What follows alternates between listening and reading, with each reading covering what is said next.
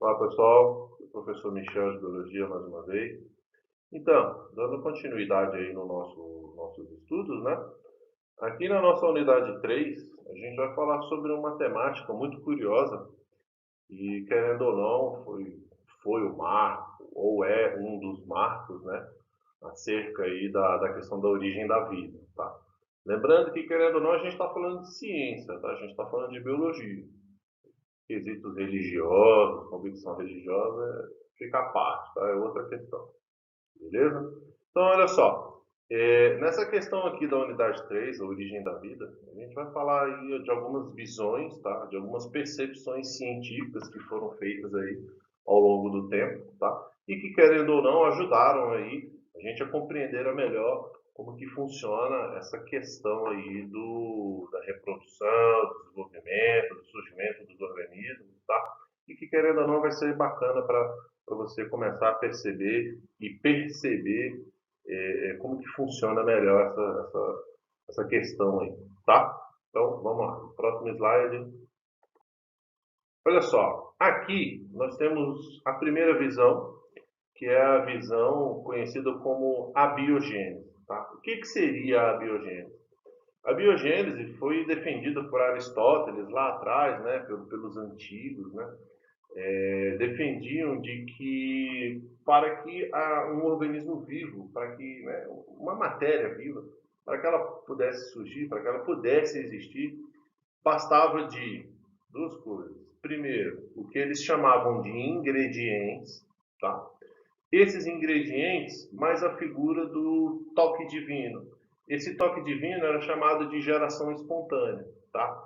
Então, assim, no primeiro momento, para a gente pode soar até um pouco esquisito, mas a gente tem que entender que isso são visões antigas, são visões muito antes de Cristo, tá? Então, assim, são questões que a gente precisa ter um certo cuidado quando a gente analisa isso daí, tá? A gente também não pode esquecer que são visões que precisaram começar e que de lá para cá elas caíram por terra e ajudou a gente a ter essa percepção de hoje, tá?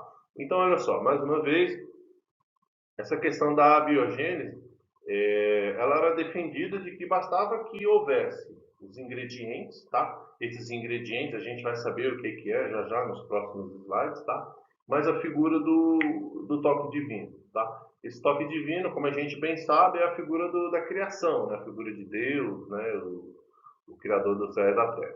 Então nós temos isso daí como os ingredientes, né? Os fatores essenciais para que houvesse o despertar da vida, né? Os ingredientes mais a figura do toque divino, certo? Então vamos ver o que o texto traz aqui para a gente. Olha só. A biogênese, conhecida como geração espontânea, foi uma das primeiras hipóteses sobre a origem da vida, baseada na ideia de que a vida poderia surgir da matéria orgânica. Essa teoria começou a partir de experimentos e foi supostamente comprovada pelo surgimento de moscas em uma carne em decomposição, né, que no caso carne em decomposição, verdura, organismos em decomposição, apareciam naquelas matérias em decomposição organismos diferentes, que nunca existiram ali. E que acreditava-se que aquela matéria em decomposição era um ingrediente necessário para o surgimento daquele indivíduo. Então, a carne em decomposição, aquele material orgânico em decomposição era um ingrediente mais o toque divino para que naquela matéria orgânica em decomposição surgisse aquela lava daquela mosca. Então, por exemplo, se eu tenho aí um pedaço de carne em decomposição, carne estragada, e a larva da mosca, né, o boró, surgiu naquela carne, então acreditava-se que aquela carne em decomposição era o ingrediente, mas a figura do toque divino, né, da criação, a larva passasse a existir ali. Então, essa era a ideia da origem da vida, o ingrediente, mas o toque divino, tá? Assim como também aqui, ó, ele fala bem assim, ó, os ratos em trapos sujos, ou seja, acreditava-se que os trapos, as roupas sujas, os cereais que antes eram armazenados nos depósitos, achava-se antigamente que eram os ingredientes mais o toque divino, para que naquele ambiente ali, mais o toque divino, fossem os ingredientes para o surgimento do rato, tá? Então, assim, lembrando que são visões antigas, são visões que começaram. De lá para cá, essas visões elas foram alteradas, tá? Mas vamos ver como é que elas funcionam. Aí ele fala aqui no texto verde, ó. Essa teoria perdurou durante a antiguidade, né? Como eu disse, é uma visão muito antiga. Quando muitos pesquisadores e filósofos, como o próprio Aristóteles, como eu já disse, acreditavam que os seres vivos brotavam a partir da matéria, ou seja, da matéria inanimada. Simplesmente havendo o ingrediente, o toque divino, o indivíduo surgia. Tá? Um exemplo disso, ó, ele achava-se, né, na abiogênese, que os vermes nasciam das próprias frutas podres e que os sapos surgiam dos pântanos. Bem, a gente bem sabe hoje que não é bem assim, tá? No próximo slide a gente vai ver melhor como é que funciona essa questão do sapo no pântano, tá? Vamos lá. Aqui, por exemplo, ó, eu preparei esse slide porque ele é muito curioso. Então, olha só. Como eu falei para vocês, nós estamos falando da abiogênese, que é baseada no criacionismo, né, na figura do divino, Deus, né? E como eu falei para vocês aqui, ó, o toque divino, né, o despertar da vida, o que faz com que aquele indivíduo passe a ser animado, né? Ou seja, a matéria inanimada ela passa a ser animada. Então, olha só aqui, ó, de acordo com a biogênese, olha só. Em outras palavras, a abiogênese significa que um ser vivo vem de um ser não vivo. De novo, mais uma vez. A abiogênese significa que um ser vivo vem de um ser não vivo, ou seja, ele surge da matéria inanimada, ou seja, ele surge do nada. E hoje, a gente sabe que não é bem assim. Por exemplo, ó, vamos ver como é que funciona esse esqueminha aqui. Ó, nessa foto que eu coloquei aqui, nós temos, num primeiro momento, ó, eu tenho a presença de água, a presença de terra, né, a figura do lodo, a figura da lama, e eu tenho aqui, ó, a figura do mar. Então, olha só, isso daqui, lembra dos ingredientes que eu falei? Então, isso daqui são ou eram os ingredientes, de acordo com a visão dos antigos em cima da abiogênese, tá? Isso eram os ingredientes necessários para que, com o toque divino da figura do criação, né, da figura da criação, passasse a surgir aqui, ó, a figura conhecida como sapo e em seguida, olha ele aqui na frente. Ou seja, como eu disse, são visões antigas que se baseiam na criação, né? Se baseiam numa entidade superior que tem o dom da criação e do toque, né? Da vida e da morte. Então, querendo ou não, nós temos aqui ó, uma visão não científica, né? Baseada em crenças religiosas, em convicções religiosas. Tá? Mas aí, num primeiro momento, essa daqui perdurou durante muito tempo, tá? Muitas pessoas, muitos indivíduos acreditavam nisso daqui. Mas aí, como eu disse, é uma visão antiga que com o passar do tempo ela foi alterada. Então, com o passar do tempo, né, foram surgindo aí pesquisadores, foram surgindo filósofos, e querendo ou não, eles começaram a observar essa ideia da biogênese de forma diferente. E essa questão da biogênese sendo vista de forma diferente, fez com que eles postulassem novas ideias diferentes em cima disso daí. Tá? Vamos ver ali nos próximos slides. Ali. Aqui embaixo, ó, nós temos um camarada chamado Francesco Redi, tá? Que querendo ou não, ele foi o divisor de águas dessa questão da abiogênese e da biogênese. Então vamos ver aqui, antes de mais nada, o que significa isso. Tá? Aqui ó, nós temos biogênese, que é justamente o contrário da abiogênese. Ou seja, a abiogênese dizia que um organismo vivo surgia de um organismo não vivo, ou seja, da matéria bruta. Já aqui na biogênese, nós temos justamente o contrário, ou seja, a vida, ela nasce. Lembra do gênese? Então, gênese é nascimento, nascer. Bio significa vida, ou seja, a vida ela nasce. Tá? Então, vamos ver aqui, ó, vamos ler. Francesco Redi, nascido em 1626 e morreu em 1698, era um biólogo italiano, foi o primeiro a gerar dúvidas sobre a hipótese da abiogênese, ou seja, foi o primeiro camarada a contestar essa ideia, tá? Com a ajuda do método científico, ou seja, ele observava, ele pensava no que poderia ser, ele realizava experimentos. Se nesse experimento ele chegava numa conclusão positiva, bacana, poderia ser. Mas se nesse experimento ele chegou numa conclusão negativa, então ele voltava de novo e começava todo o pensamento científico. Lembrando que pensamento científico, gente, nada mais é do que visão de um problema. Eu vou pegar uma situação, eu vou analisar aquela situação e vou tentar compreender o que é aquela situação. Para, a partir do meu entendimento daquela situação, eu começar a postular ou desenvolver novas percepções ou até mesmo novas visões daquele tema ou daquele assunto, tá? Daquela problemática. Então, dessa forma, ele experimentou colocar alimentos em vários vidros e deixou alguns fechados com gaze, né, ou pano, e em outros abertos, como por exemplo a imagem abaixo. Essa imagem aqui, gente, ela é clássica, tá? Que aqui a gente tem, ó, a questão da abiogênese versus a biogênese.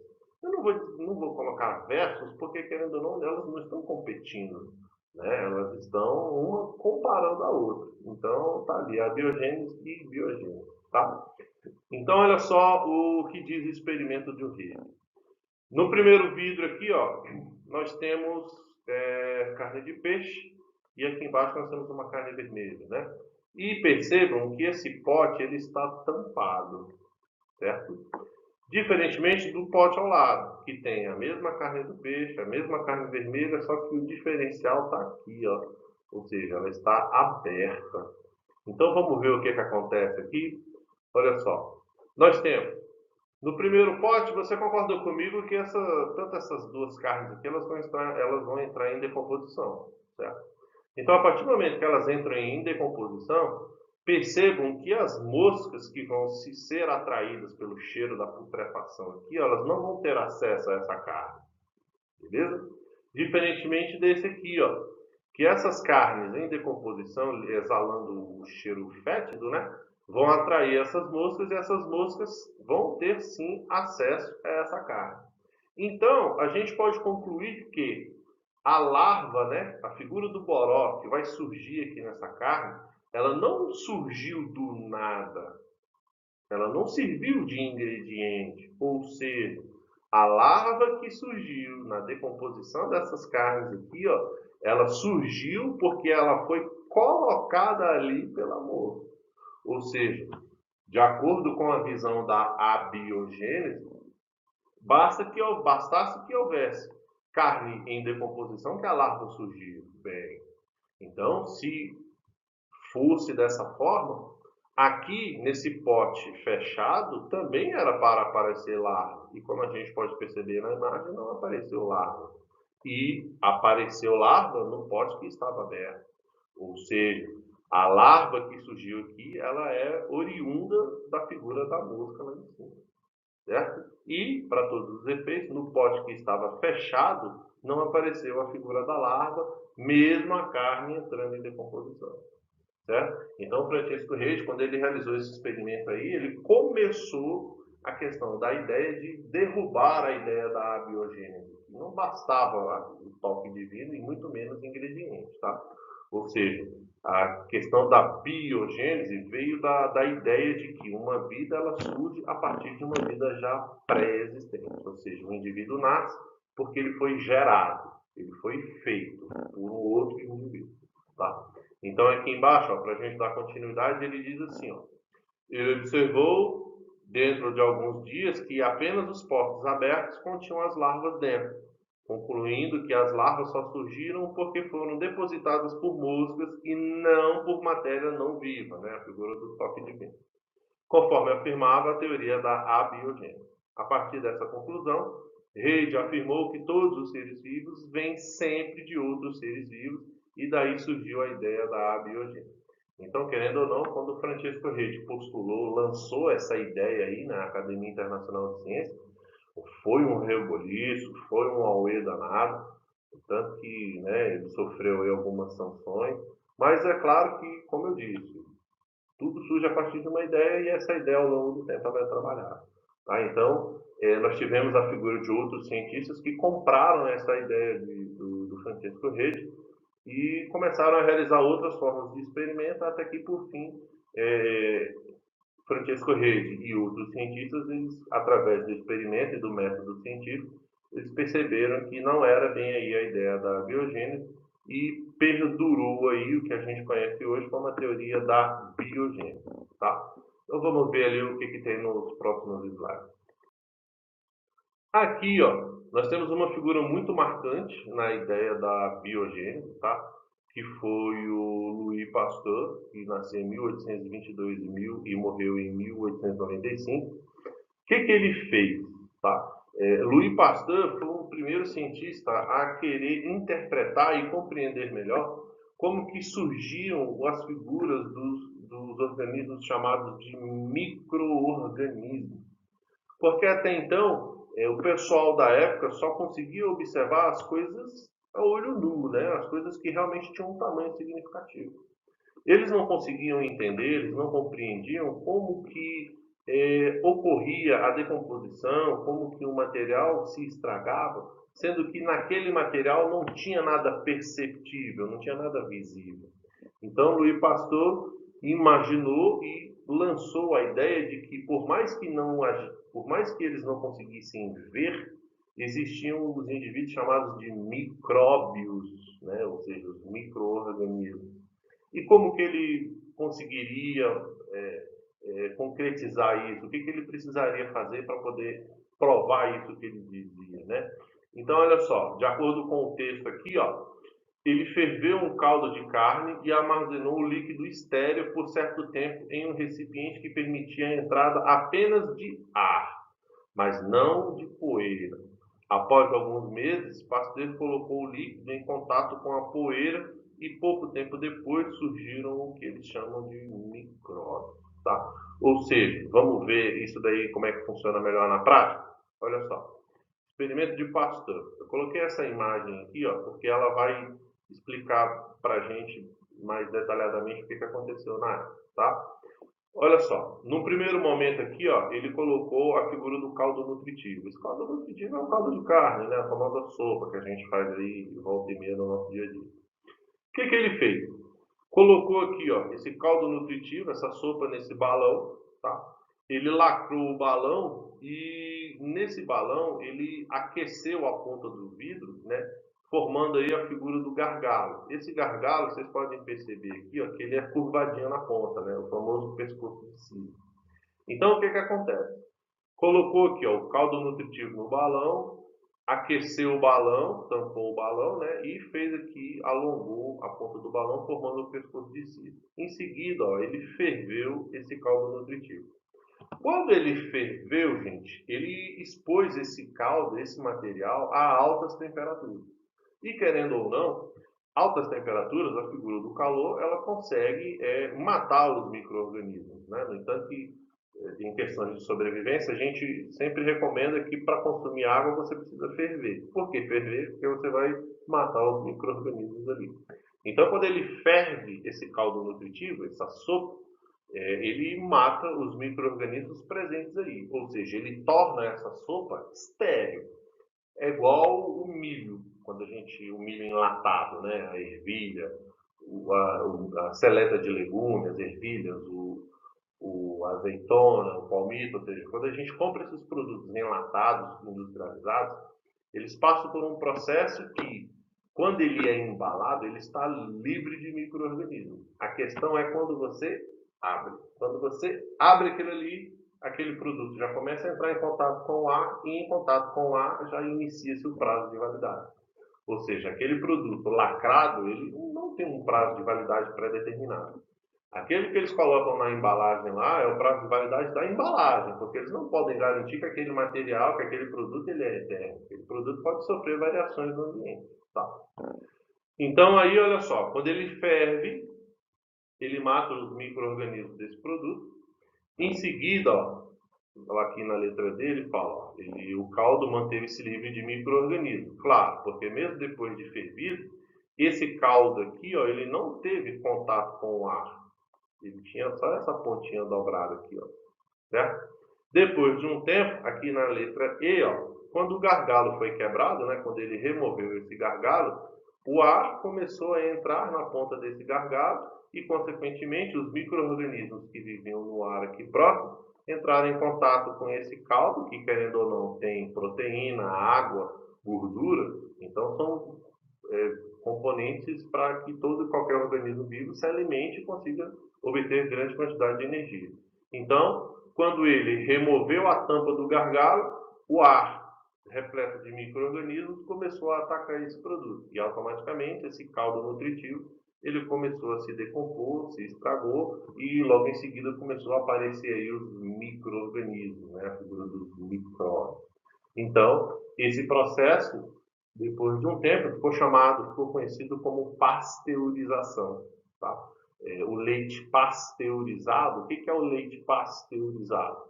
O leite, quando ele sai lá da fazenda, quando o fazendeiro tira o leite da vaca, que a empresa vai lá, recolhe esse leite vai para a empresa, né? Onde na empresa ele passa por esse processo aí, ó. É adicionado no tubo, é fervido, é aquecido, depois ele é embalado. Depois que ele é embalado, ele é vendido para a gente. Aí, depois que ele é vendido para a gente, depois que você corta, que você abre aquele leite, inicia-se o prazo de validade daquele leite. No entanto, que lá na embalagem do leite sempre tem aquela mensagenzinha assim, ó. Depois de aberto, consumirem até 3 dias, né? Tem 3 dias, tem 5 dias, tem dependendo do produto. Mas em geral, essa questão dos 3 dias, tá? Belezinha? Próximo. Aqui nesse slide, gente, a gente consegue ter aí, ó, uma visão chamada do que nós, da biologia, chamamos de teoria de Oparin. Tá? O que é essa teoria de Oparin? A teoria de Oparin fala que a vida surgiu na Terra. Tá? Tudo começou aqui. Então, são duas teorias. A teoria de Oparin, que é a teoria de que a vida surgiu na Terra. Tá? E nós temos a teoria da panspermia cósmica, que diz que a vida ela veio de fora do planeta, através de cometas, meteoritos e tal. Então, assim, são visões diferentes, tá? E que, querendo ou não, ambas elas têm o seu peso, elas têm o seu valor dentro do conhecimento científico, tá? Então, olha só, aqui, ó, como eu estava dizendo, nós temos uma ideia do que seria a origem da vida na Terra, que ela diz justamente isso daqui, ó. Atualmente, a hipótese aceita surgiu nos trabalhos do bioquímico russo chamado de Alexander Ivanovich Oparin, né, ou simplesmente Oparin, e do geneticista escocês chamado de Haldane. Tá? Esses estudos geológicos concluíram que a atmosfera da Terra era composta por diferentes gases do que não são os atuais. De fato, gente, a quantidade de gases que nós temos hoje na nossa atmosfera ela é completamente superior ao da nossa Terra primitiva, que é aquela Terra que surgiu logo após o Big Bang, né, a formação do Sistema Solar e tudo mais. Aí aqui embaixo ó, ele fala assim, Oparin acreditava que os gases como o metano, o amoníaco, o hidrogênio e o vapor de água, eles foram formados após muito tempo as primeiras moléculas orgânicas, né, os primeiros indivíduos ditos vivos. Tá? Dessa forma, após anos, originariam os primeiros seres vivos. Muitos outros cientistas acham que, além desses gases, outros também poderiam estar nessa atmosfera, como o gás carbônico, o sulfeto de hidrogênio e o monóxido de carbono, que é produzido pela queima da lava vulcânica, né, das fumaças promovidas pelos vulcões. Lembrando que isso daqui, gente, são visões antigas, tá? São visões químicas acerca da origem da vida na Terra e que, querendo ou não, elas foram testadas em laboratório, tá? E deram resultados positivos. Então, assim, como eu disse no começo, a certeza do que aconteceu ninguém tem, até porque ninguém estava lá e não tem como ninguém voltar no tempo. Mas são ideias que foram testadas e foram comprovadas em laboratório, ou seja, em laboratório deu certo. Então, se em laboratório deu certo, na Terra, na vida livre, antigamente também pode ter sido. Tá? E para finalizar o slide aqui, ó, aqui embaixo ele fala, a teoria é que o gás oxigênio, né, estaria ausente por causa disso. Esse gás oxidaria compostos químicos e, consequentemente, não formaria as primeiras moléculas e, mais tarde, os seres vivos. Então, eles imaginavam que na nossa Terra primitiva não tinha essa questão do oxigênio, e que o oxigênio ele veio depois. Ele vindo depois, através dos primeiros organismos vivos, realizando fotossíntese, então a produção da fotossíntese é o oxigênio. Então, até que surgiram os primeiros organismos, as primeiras moléculas vivas, essas moléculas iniciando a figura da fotossíntese, aí sim houve o primeiro aparecimento do oxigênio e em seguida toda a cadeia evolutiva a partir do aparecimento do oxigênio, certo? Aqui, ó, nós temos algumas observações. Primeiro, as descargas elétricas provenientes dos relâmpagos, né, e dos raios, do relâmpago, né, a descarga elétrica. Também nós temos os fatores solares, né, como os raios ultravioletas, a radiação solar, querendo ou não, foram fontes de energia que por muitos anos promoveram várias reações químicas dessa forma. Teria dado origem a moléculas como os alcoóis, né, os álcools, os primeiros tipos de álcool, querendo ou não, as primeiras formas de aminoácidos, querendo ou não, os primeiros tipos de açúcares, e assim, por sua vez, a relação desses indivíduos, deles com eles mesmos, começaram a formar aí o que a gente chama de primeiras cadeias de carbono, tá? Ou seja, os primeiros aglomerados de ligação química. Então, essas primeiras ligações químicas começaram a formar aí as primeiras moléculas, e essas moléculas, com o passar do tempo, começaram a surgir o que a gente chama de organismo vivo. Lembrando, gente, que quando a gente fala de terra primitiva, a gente fala de organismo vivo, a gente tem que ter em mente que foram milhões, foram bilhões de anos. A gente precisa ter isso em mente. Uma coisa que as pessoas têm é o péssimo hábito de não associar tempo às coisas, não dar tempo ao tempo. Então, quando a gente fala de evolução, o camarada pensa que foi ontem, pensa que foi semana passada. Mas ele esquece que, ó, só para você ter ideia, o planeta Terra ele tem quase entre 4,5 e 5 bilhões de anos. Tá? Então, você precisa ter isso em mente, que nada foi da noite para o dia. Tá? Então, nós temos aí bilhões de anos para que as coisas acontecessem. Tá? No nosso próprio dia a dia, por exemplo. Um dia pode ser rápido, mas dependendo daquilo que você estiver fazendo, um dia pode ser uma eternidade. Né? Então, querendo ou não, tudo depende do ponto de vista. Tá? E aqui, ó, como eu falei, das primeiras moléculas, então as moléculas orgânicas ditas simples ficaram reunidas no mar porque começaram a surgir aí na questão do vapor de água, né? Então o vapor de água, ele decanta, cai na superfície e começa a formar poças de água, né?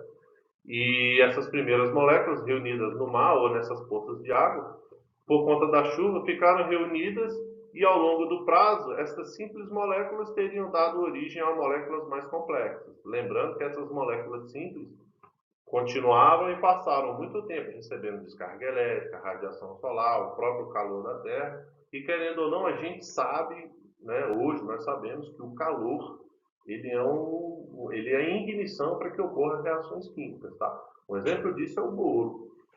Quando a gente vai fazer um bolo, a gente só tem acesso ao bolo depois que a gente mistura os ingredientes e depois aquece esses ingredientes.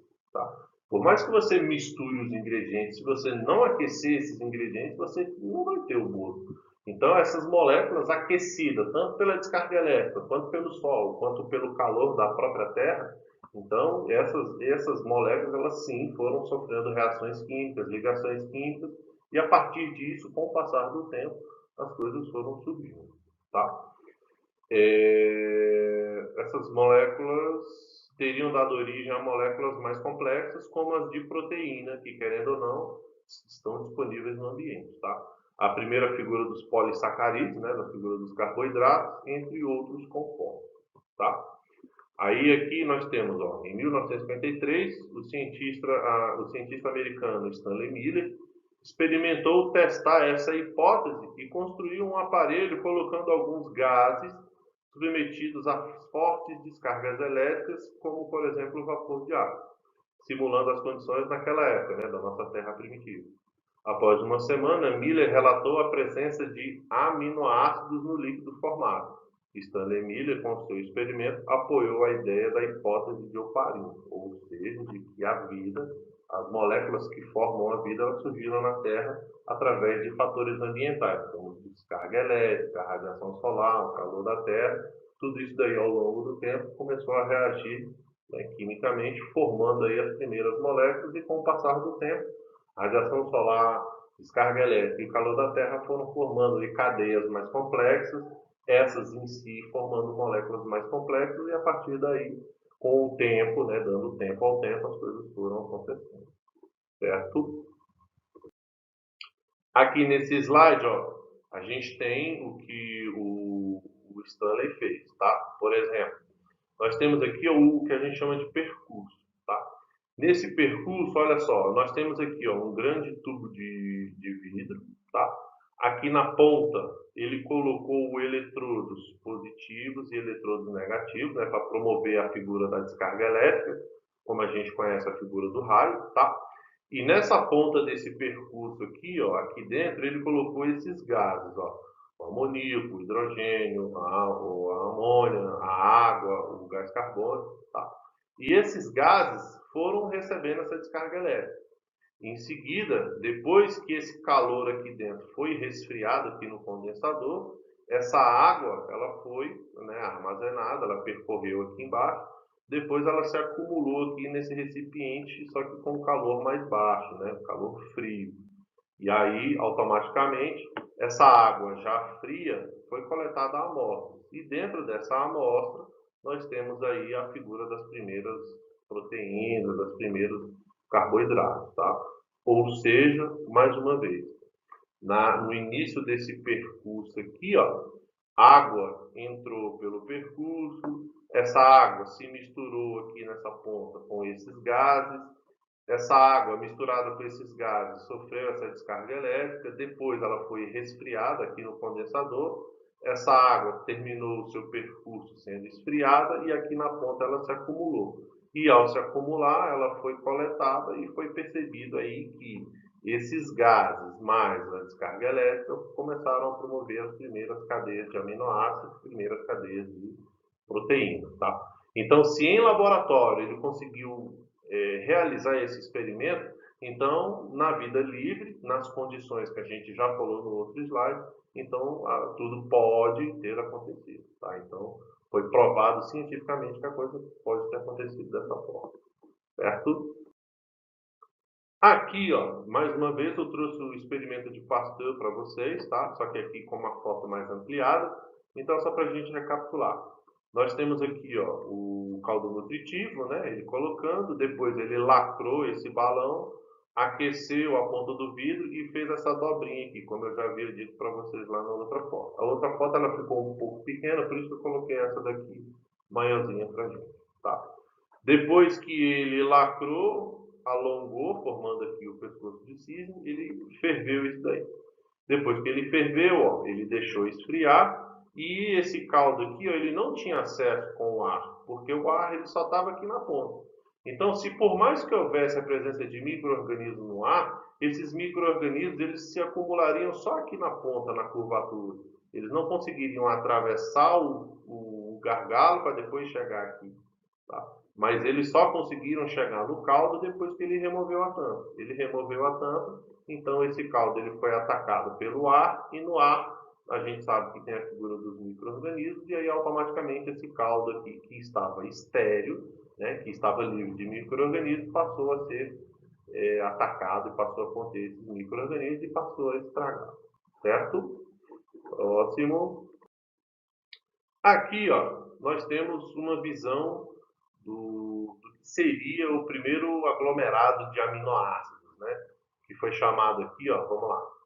Foi chamado de coacervado a mistura de ácido nucleico originada pela síntese das moléculas orgânicas, né? Através dessas reações químicas que ocorreram no ambiente. Este formava um aglomerado que possuía em seu interior proteínas enzimáticas e teria sido considerado aí, a partir daí, o primeiro ser vivo, que já era capaz de realizar o seu próprio metabolismo, né, de absorver moléculas da água, absorver moléculas do ambiente para poder se alimentar e enriquecer a sua molécula, né, o seu corpo, a sua estrutura, produzindo assim e sendo apresentado hereditariamente o que é mesmo a questão da princípio da evolução. Tá? Ou seja, se esse coacervado foi dito como o primeiro organismo vivo, porque ele já, através da sua cadeia de proteína, ele já começava a absorver moléculas do ambiente, então ele já era, sim, já era capaz de conseguir se alimentar. Então, se ele conseguia se alimentar, automaticamente ele foi dito aí, foi considerado o primeiro organismo vivo. Tá? E aqui embaixo ele fala, ó, o primeiro ser vivo teria a capacidade de se alimentar, né? Como eu disse, absorvendo as moléculas do ambiente. Aí, ó, absorvendo as moléculas que estavam no mar, o que seria uma alimentação do tipo heterotrófica, né? Ou seja, ele precisava comer, ele precisava absorver essas moléculas para poder se alimentar. E como não existia oxigênio na atmosfera naquela época, provavelmente a energia conseguida era de forma anaeróbica, ou seja, através da fermentação. Ou seja, já que não tinha oxigênio, então a energia dele era obtida através da sua própria captação de moléculas ou de energia do próprio ambiente. Certo? Próximo. Aqui nesse slide, olha só. Os seres vivos que possuíam atividade autotrófica, ou seja, a capacidade de produzir o seu próprio alimento a partir da fotossíntese, modificaram a atmosfera que passou a ganhar oxigênio. Bem, o indivíduo autótrofo, gente, conforme a gente já falou anteriormente, o indivíduo autótrofo ele consegue produzir o seu próprio alimento através da fotossíntese. Para que ocorra a fotossíntese, eu preciso ter de gás carbônico e energia solar. Na Terra primitiva, o que mais tinha era energia solar e gás carbônico.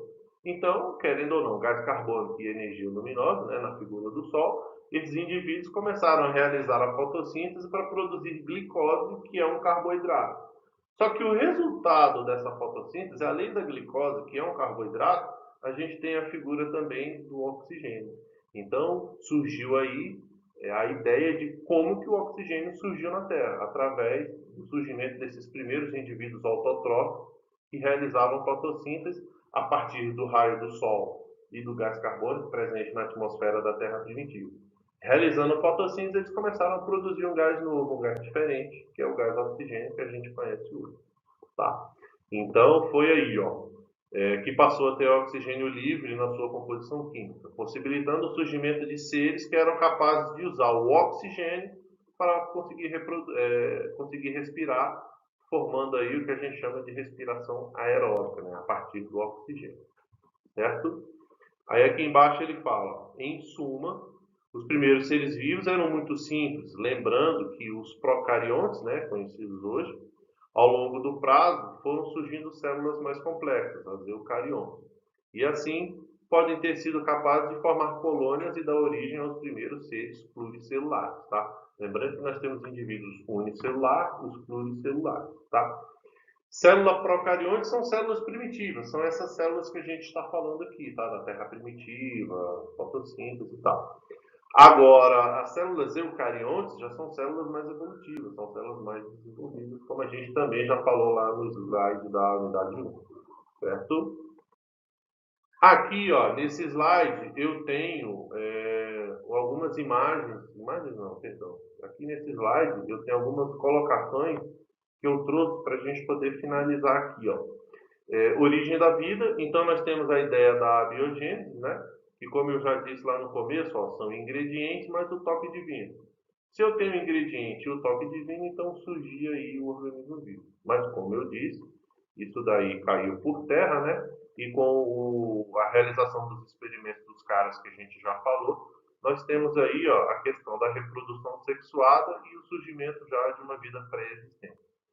Gente, como vocês viram lá no slide das carnes, né, do peixe, da larva da mosca, uma coisa que a gente precisa ter em mente ó, é que para que uma vida ela possa existir, ela precisa obrigatoriamente surgir de uma reprodução conhecida como reprodução sexuada, tá? Conforme a gente já falou lá na unidade 1, reprodução sexuada, ela nada mais é do que a troca de material genético entre indivíduos vivos diferentes. Então, se eu estou trocando material genético entre indivíduos vivos diferentes, a soma desse material genético só pode resultar num indivíduo novo, tá? Numa vida nova, num indivíduo diferente. Certo? Próximo. Aqui embaixo, ó, nós temos a foto dessa galinha, que é para exemplificar essa questão da reprodução sexual. Então, nós já temos aqui, ó, na figura da galinha, nós temos uma vida já pré-existente, você concorda? Então, essa galinha, mais a figura do galo, vem a figura do acasalamento da reprodução sexual. Então, o material genético da galinha mais o material genético do galo fez com que surgisse aqui, ó, a figura do pintinho, que é um indivíduo novo, é um indivíduo diferenciado, tá? Ah, e como é que foi que essa galinha surgiu? Da mesma forma, essa galinha teve uma mãe, teve uma mãe galinha e um pai galo, né? E da mesma forma, e assim sucessivamente, as coisas foram acontecendo, né? Formando aí o que a gente conhece como árvore genealógica. E se a gente for buscar fundo nessa árvore genealógica, a gente vai chegar lá atrás na figura do coacervado, que é o que a gente acabou de falar. Beleza? Próximo. Aqui a gente já começa a questão das atividades, tá? Aí eu vou pedir para vocês fazerem o mesmo combinado que a gente fez nos outros exercícios. Eu vou pedir para você pausar o vídeo e eu vou pedir para que você tente realizar essas atividades, tá? E depois você volta aqui e dá play que a gente vai fazer a correção da sua atividade. Beleza? Vai lá, dá uma pausa aí. Bem, eu imagino que você tenha pausado, né? E para a gente poder realizar aí essa atividade. Então, vamos lá, vamos responder. A questão número 1 fala assim, ó. A receita de Jean-Baptiste de Valmont, no século XVII. Olha só o que ele fez. Colocar uma camisa suja de suor e um pouco de germe de trigo. Faltou o G aqui, tá? Um pouco de germe de trigo em um canto escuro e sossegado. O suor funciona como princípio ativo e dentro de 21 dias, a partir da camisa e do trigo, nascerão vários camundongos. Bem, olha o tipo da visão, né? Mas bem, nós estamos aqui para julgar. A gente está aqui para analisar como abiogênese ou biogênese. Bem, esse relato que ele fez aqui são ingredientes, você concorda? Se são ingredientes e a partir disso vão surgir indivíduos vivos, então automaticamente é a letra B, teoria da abiogênese. Lembrando que a abiogênese é o ingrediente mais a figura do toque divino, tá? Então, gente, olha só para a gente traduzir essa questão aqui, ó. Quando ele fala assim, ó, a camisa com um pouco de suor e o germe de trigo. Gente, rato é roedor. Rato, ele se alimenta do trigo. E querendo ou não, essa camisa, nesse ambiente escuro e sossegado, vai oferecer para esse rato condições para ele poder se sentir seguro naquele ambiente, para ele poder ir e se alimentar do trigo. Não é que ele vá surgir da camisa e do trigo, né, no escuro, nada a ver. Então, a resposta é a letra B. Número 2. Ele pede para a gente analisar aqui, ó, número 1, número 2 e marcar a alternativa lá embaixo. Então, vamos ver aqui. Ó. O número 1 diz assim, a teoria da biogênese afirma que todo ser vivo nasce, cresce, se reproduz e morre. Sim, de fato. Esse indivíduo precisa nascer, né, de um pai e de uma mãe. Número 2. De acordo com a teoria da biogênese, a vida só pode ser originada de outra pré-existente e semelhante. Sim, foi o que a gente viu na foto da galinha lá. E, por fim, o número 3 diz que a teoria da geração espontânea afirma que os seres vivos podem nascer de matéria bruta. Sim, claro, teoria da geração espontânea ou a biogênese. Então, 1, 2 e o 3 está certo. Então, seria a letra E. As afirmativas 1, 2 e 3 estão o quê? Correto. Beleza? Número 3 fala assim, ó.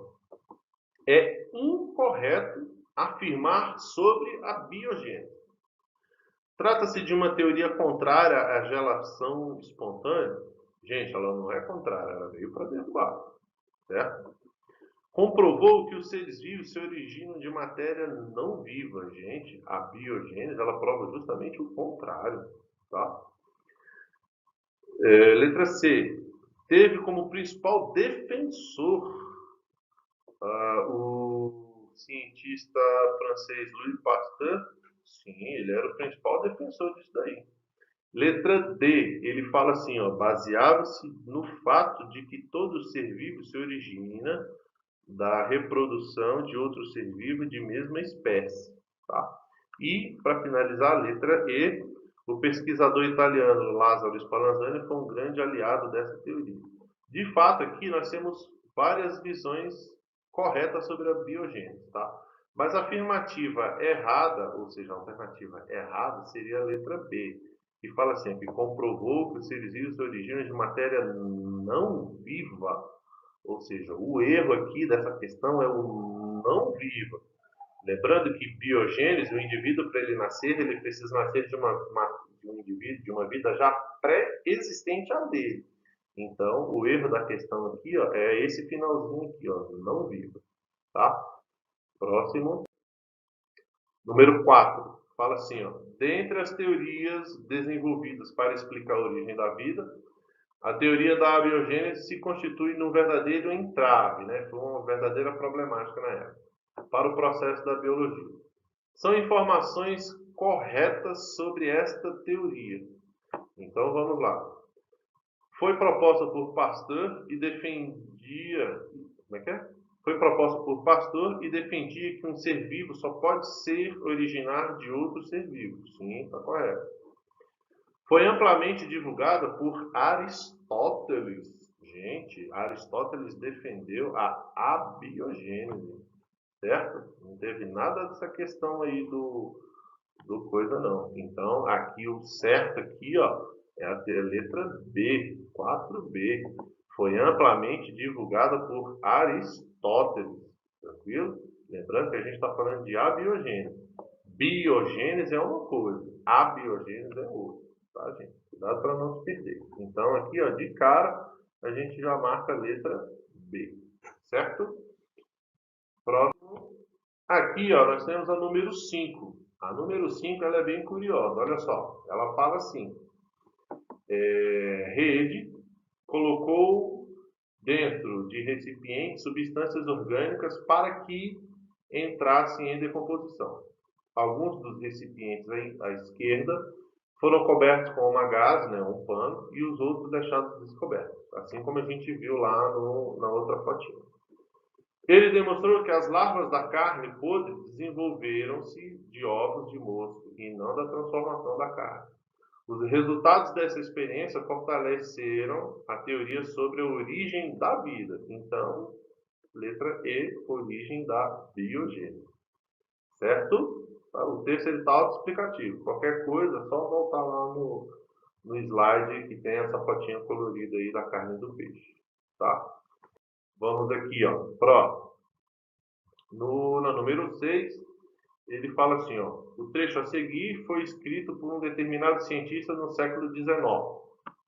Embora seja fato observado diariamente que um número infinito de vermes é produzido em cadáveres e em vegetais em decomposição, eu me sinto tentado a acreditar que esses vermes são todos gerados por inseminação, ou seja, reprodução sexual, e que o material em putrefação no qual são encontrados não teria outra função senão servir de lugar para eles fazerem ninhos, onde depositam seus ovos na época de reprodução e onde também encontram alimento. Gente, essa é a visão mais correta que a gente tem sobre a figura da biogênese. Tá? Então, de cara aqui, a letra C. Essa é a visão mais correta que a gente tem. Gostei dessa número 6. Número 7, para a gente finalizar, ele fala assim, ó, em certos locais, larvas de moscas criadas em arroz cozido são utilizadas como iscas para a pesca. Alguns criadores, no entanto, acreditam que essas larvas surgem espontaneamente do arroz cozido, tal como preconizado pela teoria da geração espontânea. Essa teoria começou a ser refutada pelos cientistas ainda no século XVII, a partir dos estudos de Francisco Rey e de Louis Pasteur, como a gente já falou, que mostraram que os seres vivos podem ser criados em laboratório? Não, nunca, eles não falaram isso não. A vida se originou no planeta a partir de micro-organismos? Também não. O ser vivo é oriundo da reprodução de outro ser vivo pré-existente? Pronto, de cara, letra C. Beleza? Gente, espero que vocês tenham gostado. Qualquer dúvida é só voltar nos slides que tem a fala de cada visão. Qualquer dúvida, assista o vídeo de novo. Beleza, gente? Então, um abraço, até a próxima.